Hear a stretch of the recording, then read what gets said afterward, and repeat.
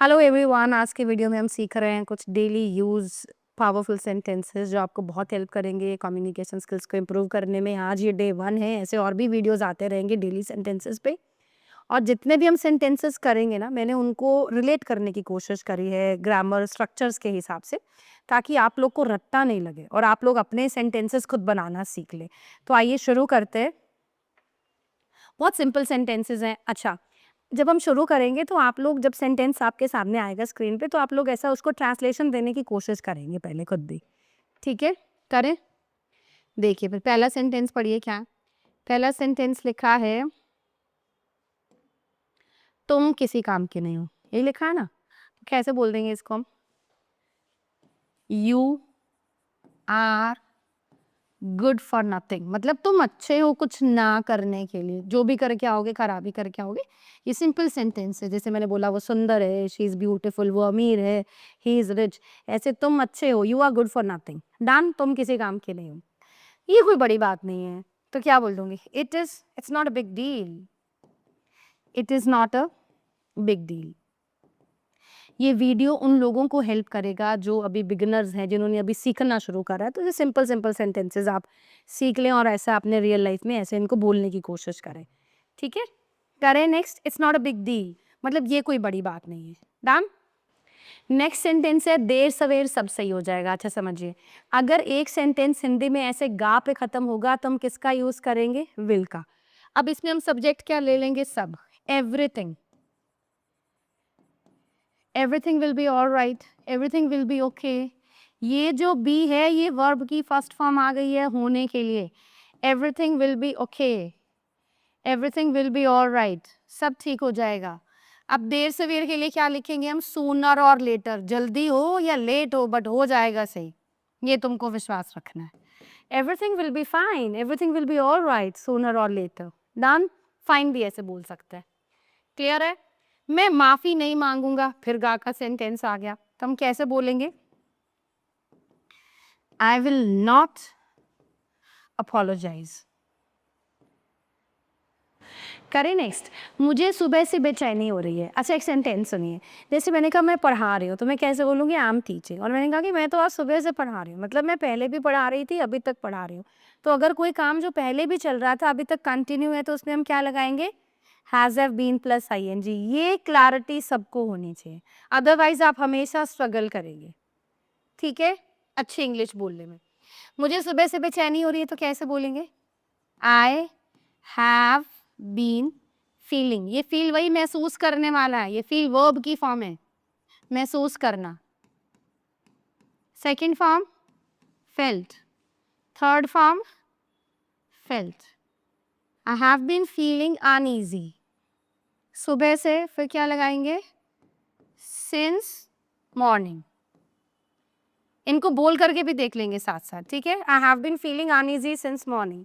वो मुझे घूर रहा था में क्या मतलब? पास की बात है तो वॉज वर्ब प्लस ING। हाँ, अगर सेंटेंस ये होता मुझे घूर रहा है, फिर हम कैसे बोलेंगे? He is. और यहाँ क्या बनेगा? घूर रहा था तो ही वॉज। घूरना क्या होता है? स्टेयर। और स्टेयर के बाद एट आएगा, ये फिक्स प्रेपोजिशन है, इसमें कोई किंतु परंतु नहीं है। मैम क्यों आएगा? ठीक है? He was staring at me. Done. करें नेक्स्ट। खाली पेट ये दवाई मत लेना। अच्छा एक सेंटेंस सुनो, इधर आ। तो कैसे बोलेंगे? Come here. यहाँ आना तो भी कम हियर, यहाँ आइए तो भी कम हियर। यहाँ मत आइयो और यहाँ मत आना तो हम क्या बोलेंगे? Don't come here. तो अगर कोई सेंटेंस तुमको कैसे दिखे, ये करना, वो करना, यहाँ मत आना, वहाँ मत जाना, ये मत छिड़ना, उससे बात मत करना, तो हमने सेंटेंस किससे शुरू करना है? Don't say. अब खाली पेट ये दवाई मत लेना, तो कैसे बनेगा? डोंट टेक, टेक मतलब लेना, दिस मेडिसिन ये दवाई, ऑन एन, इसको एम्प्टी एम्प्टी बोलना है। ठीक है? इसमें पी बोलने में नहीं आएगा। एम्प्टी स्टमक मतलब खाली पेट ये दवाई मत लेना। ओके। यहाँ जूते मत उतारो, कैसे बोलेंगे? डोंट लिख दीजिए, डू नॉट लिख दीजिए। Don't remove your shoes here, don't remove your shoes here.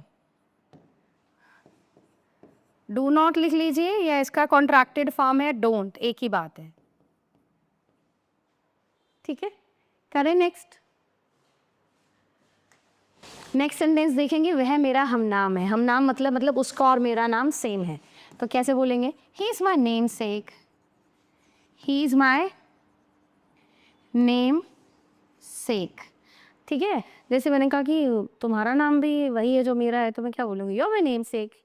नाम, मेरे स्कूटर का टायर पंक्चर हो गया इसलिए मैं लेट हो गया। अच्छा देखो, इसको टायर का स्पेलिंग सुनो, TYRE भी ओके है, ठीक है, TYRE, और TIRE ये भी ओके है, दोनों स्पेलिंग्स ओके हैं। अब सुनो, मतलब मैं लेट हो गया, मैं पास में नहीं कह रही हूँ। मान लीजिए मैं कहीं लेट पहुंची और मैंने बोला कि भाई मैं लेट हो गई क्योंकि वो स्कूटर का टायर पंक्चर हो गया, तो मैं क्या बोलूँगी? Sorry I am late.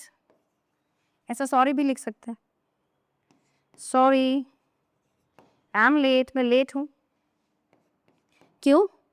Because लगाते हैं, रुकिएगा यहाँ पे इरेज कर देती हूँ।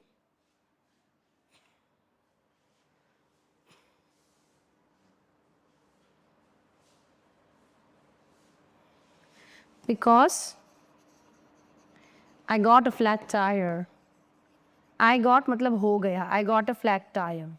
और आप ये भी कह सकते हैं, माई टायर वेंट फ्लैट, माई टायर वेंट फ्लैट। माई टायर वेंट फ्लैट कहिए, माई टायर गॉट पंक्चर्ड कहिए। ये पंक्चर इंग्लिश का ही वर्ड है, PUNCTURED, पंक्चर्ड। ये गेट पंक्चर्ड मतलब पंक्चर होना, ऐसा हम आगे की वीडियो में इसमें भी डिटेल में बात करेंगे, गेट के बाद ये ऐसे हमने क्यों लगाया ED वाला वर्ड। ठीक है, हो गया। तो ऐसे बोला कि मैं अभी लेट हूँ, sorry I am late because I got a flat tyre, sorry I am late my tyre went flat, या बिकॉज आ जाएगा, ये तो आएगा ही, ठीक है ना। Because my tyre went flat, ये ऐसे बोल दीजिए, because my tyre got punctured, ये भी ओके है। ठीक है, करें नेक्स्ट। नेक्स्ट आइए, नेक्स्ट है, मुझे बुखार सा लग रहा है, तो कैसे बोलेंगे? आई एम फीलिंग मतलब मैं महसूस कर रहा हूँ, आई एम फीलिंग फेवरिश मतलब बुखार के जैसा महसूस कर रहा हूँ। आई एम फीलिंग फेवरिश, मुझे चक्कर आ रहे हैं तो आई एम फीलिंग गिडी, यहाँ लिख देती हूँ, मुझे चक्कर आ रहे हैं, फिर क्या रहेगा? आई एम फीलिंग गिडी और आई एम फीलिंग फेवरिश। डन। आपको इंतजार कराने के लिए सॉरी, ये रहा वाला बन गया, रहा है मतलब इज MR + ING, ठीक है। आपको इंतजार कराने के लिए सॉरी, तो कैसे बोलेंगे? इंतजार करना क्या होता है? वेट। वेट इंतजार करना होता है, कराना नहीं है। वेट का सेकंड फॉर्म क्या होता है? वेटेड। थर्ड क्या होता है? वेटेड। एक तो ऐसा नहीं बोलना है सॉरी फॉर वेटिंग, तो आप इंतजार करने की माफी नहीं मांग रहे हैं, ठीक है। तो कैसे बोलते हैं? और अच्छा एक बात समझिए, इंतजार कराना क्या हो गया, यहाँ लिखती हूँ मैं, देखिएगा। वेट होता है इंतजार करना, second form waited, third form waited. इंतजार कराना क्या होता है? कीप वेटिंग, ऐसे याद रखेंगे। कीप वेटिंग क्या है? इंतजार कराना। अब जब हम इसकी सेकंड करेंगे ना, तो हमने इसको नहीं देखना, हमने कैसे करना है, बस कीप में चेंजेस करने हैं, केप्ट वेटिंग। और थर्ड कैसे करनी है हमने? Kept waiting. इसका मतलब क्या है? इंतजार कराना। तो मैं कैसे बोलूंगी? Sorry to keep you waiting, sorry to. मान लीजिए आप कहीं लेट पहुंचे और आपको कैसा बोलना है? भाई मैंने इंतजार करा दिया, उसके लिए सॉरी। तो कैसे बोलेंगे? Sorry to keep you waiting. ठीक है, क्लियर है? देख लेंगे एक बार इसको। नेक्स्ट कर रहे हैं। नेक्स्ट देखिए, वह बचपन से मेरी दोस्त है। देखो जैसे मैंने कहा वो मेरी दोस्त है, तो मैं कैसे बोलूंगी? She is my friend. अब मैंने बोला वो बचपन से मेरी दोस्त है, मतलब वो पहले भी थी और अभी भी है, तो उसमें क्या लगाएंगे? She has been. और ये जो बीन है ना, ये यहाँ पे वर्ब की थर्ड फॉर्म लगी है होने के लिए, क्योंकि हैज को अपनी फॉर्म चाहिए third. She has been my friend. अब बचपन से तो क्या बनेगा? Since childhood. क्लियर है? मैं तो ऐसा ही हूं, तो आई एम मैं हूं, द वे आई एम जैसा मैं हूं। देखिए आई एम मैं हूं, द वे आई एम जैसा मैं हूं। ओके, करें नेक्स्ट। नेक्स्ट है अपने मन की कहो, मतलब जो मन में है वो बोलो। ये वैसा ही सेंटेंस हो गया ना जो ये था, इधर आओ उधर उधर जाओ, ये कर लो वो कर लो, तो कैसे बोलेंगे? Speak your mind. अब ऐसे नहीं बोलना speak with your mind, speak from your mind, speak है। स्पीक योर माइंड मतलब अपने मन की कहो, यहाँ फ्रॉम टू यहाँ कोई प्रेपोजिशन नहीं आएगी, याद रखना। अब नेक्स्ट पढ़िए, मैं अपने मन की बात कहने में नहीं हिचकिचाऊंगा। फिर गा वाला सेंटेंस आ गया, तो इसको मतलब गागेगी वाला हो गया ना। आई विल नॉट को हम क्या बोल सकते हैं? वॉन्ट। हिचकिचाना क्या होता है? Hesitate. I won't hesitate to speak my mind. जैसे मैंने कहा कि नहीं अब नहीं कभी हिचकिचाना, मैंने तो बहुत शर्म कर ली। Now I won't hesitate to speak my mind. Okay, ऐसे बोल करके भी देख लेंगे तो ऐसा कंफर्टेबल हो जाएंगे लैंग्वेज के साथ। करें नेक्स्ट। चीनी खत्म हो गई है, कैसे बोलेंगे? Sugar has run out. अच्छा, आपको पता है रन आउट का मतलब क्या होता है? रन आउट होता है किसी भी चीज की सप्लाई खत्म हो जाना, ये फ्रेजल वर्ब है। जैसे मान लीजिए घर में चीनी खत्म हो गई, दूध खत्म हो गया, चाय पत्ती खत्म हो गई, तो ऐसे बोलते हैं इट इज रन आउट, मतलब ये खत्म हो गया है। ठीक है। अच्छा, अगर ऐसे कहना हो कि भैया मेरे पास चीनी खत्म हो गई है, फिर कैसे बोलेंगे? I have run out. फिर यहाँ पे ऑफ भी लगाना है, ठीक है? I have run out of sugar. Clear? तुम्हें गलत फहमी है। अच्छा, इसको तो वैसे हम कई तरीके से बोल सकते, मैं 2-3 तरीके लिखती हूँ, आप देखिएगा। देखो, या तो तुम ऐसा सिंपल बोलो दैट इज मिसअंडरस्टैंडिंग। अब तुम कहोगे इसमें तुम्हें तो आया ही नहीं है ma'am, there is a misunderstanding, इसका तो मतलब है गलत फहमी है। ठीक है। फिर हम एक तरीके से बोलते हैं यू सॉरी, इसको मुझे इरेज करना पड़ेगा, एक मिनट दीजिए।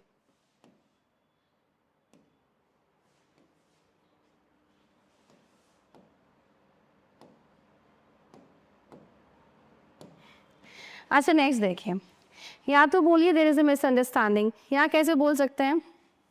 You got it all wrong, या तेरे को समझ ही नहीं आई बात। You got it all wrong. Got मतलब ऐसा प्राप्त करना कि तुमने सब गलती समझा, मतलब तुम्हें गलत फहमी है।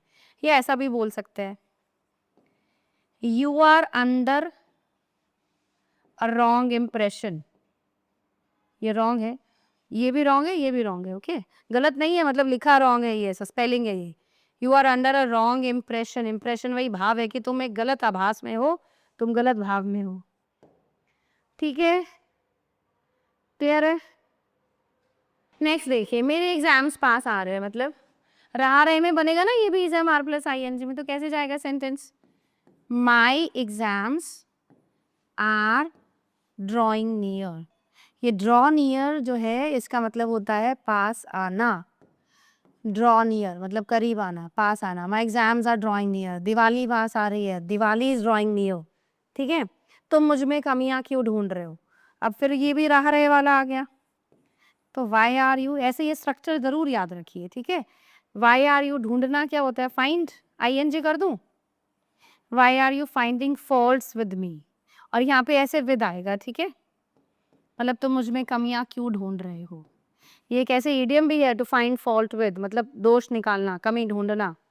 ओके, करें नेक्स्ट। नेक्स्ट है मेरी तो भूख ही मर गई है, मतलब हो गई है, हो चुकी है, तो हम क्या लगाएंगे? I have. यहाँ पे हम खोना लगाएंगे, आई हैव लॉस्ट, मतलब मैंने खो दी है। I have lost my appetite. Appetite का मतलब क्या हो गया? भूख। और ये लॉस्ट किसकी थर्ड फॉर्म है? लूज की। लूज का मतलब खोना भी होता है, लूज का मतलब हारना भी होता है। सेकंड फॉर्म क्या होती है? लॉस्ट। थर्ड क्या होती है? लॉस्ट। और ये क्या वर्ड है? ये लूज है। लूज का मतलब ढीला, जैसे तुम्हारी शर्ट लूज लग रही है या सॉक्स तुम्हारी लूज है। I have lost my appetite, ये लूज का लॉस्ट है कि मैंने अपनी भूख खो दी है, मतलब खत्म हो गई है। ओके, यहाँ तो बहुत शोर है, तो कैसे बोल देंगे? It is too noisy here, it's too noisy here. करें नेक्स्ट, चलिए नेक्स्ट देखेंगे। अच्छा, ये तो हो गया ना, मुझे बुखार सा लग रहा है, आई एम फीलिंग फेवरिश, ये पता है, तो लिख देती हूँ दोबारा। मुझे बुखार सा लग रहा है, तो क्या बनेगा? I am feeling feverish. Next देखिए, नेक्स्ट है ये कपड़े तुम्हें कितने में पड़े, मतलब हाउ मच। हाउ मच मतलब कितने में। कितने में मतलब तुमने कितने पैसे दिए, ऐसे हम पास में चलेंगे इसको। हाउ मच डिड यू पे, हाउ मच डिड यू पे फॉर दीज क्लोथ्स कह दीजिए आप। हाउ मच दीज, दिस मैंने यह होता है और दीज मैंने ये होता है, ज्यादा के लिए लगाते हैं, ये सिंगुलर है, ये प्लूरल है ज्यादा के लिए, तो ये कपड़े, तो क्या बनेगा दीज क्लोथ्स। और हम इसको कैसे बोल सकते हैं, how much did these clothes cost you, cost you। अब देखिए ये सेंटेंस कैसे था कि तुमने कितने पैसे दिए, हाउ मच डिड यू पे, तुमने कितना दिया for this for that for these clothes, और how much did it cost you, तुम्हें कितने में पड़ा। तो यहाँ पे जैसे एक सेंटेंस देखो, अब इसको पढ़ के देखना। अब तुमने कितने, किसी को भी पूछना हो, मैंने कहा भाई कितने में पड़ गया तेरे को ये, तो कैसे बोलते हैं, how much did it cost you. तो यहाँ पे मैंने वो लगा दिया कि how much did this clothes cost you, ठीक है। How much did it cost you ऐसा बोल करके देख लेंगे। कभी भी पूछना हो कि कितने में तुमने खरीदा, तो हमने did it cost you, okay, या टू नहीं लगाना, did it cost to you ऐसा नहीं बोलेंगे। आज के लिए इतना ही। कमेंट सेक्शन में ज़रूर मुझे बताइएगा आप लोग को वीडियो कैसा लगा, और इन सेंटेंसेस को सबने ऐसा डेली लाइफ कॉन्वर्सेशंस में यूज़ करने की पूरी कोशिश करनी है। आगे और भी वीडियोस आती रहेंगी, सीखते रहिए, बढ़ते रहिए। अब मैं आपसे मिलूंगी नेक्स्ट वीडियो में। Thank you.